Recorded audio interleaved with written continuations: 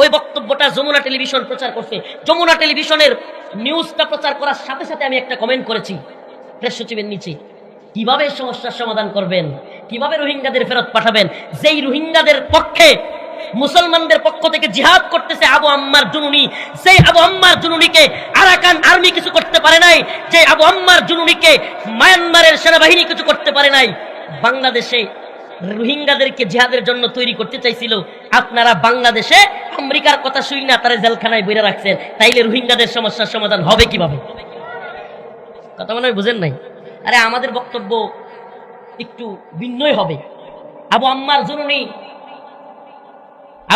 জুনুনি রোহিঙ্গাদের পক্ষে, মুসলমানদের পক্ষে মর্দে মুজাহিদ, আরবের একজন, মদিনা ইউনিভার্সিটির একজন টিচার, নিজের আরাম আয়েশ যশ খ্যাতি সব বাদ দিয়া রোহিঙ্গাদের অধিকার প্রতিষ্ঠার জন্য, মুসলমানদের অধিকার প্রতিষ্ঠার জন্য অস্ত্র হাতে তুলে নিয়েছে।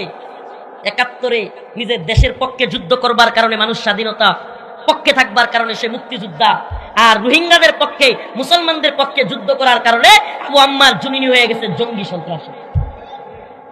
অতএব বোঝা গেল আমেরিকা যাকে জঙ্গি বলে, এই তথাকথিত মুসলিম রাষ্ট্র নামদারি এরাও তাকে জঙ্গি বলে।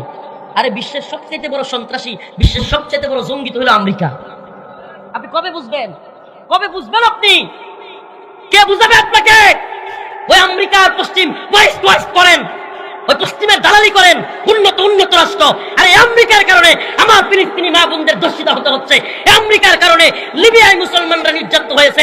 আমেরিকার কারণে আফগানে মুসলমানরা নির্যাতিত হয়েছে। আমেরিকার কারণে ইরাক জ্ঞান বিজ্ঞানের শহর ধ্বংস হয়েছে। আমেরিকার কারণে গোটা পৃথিবীর মুসলমানরা নির্যাতিত।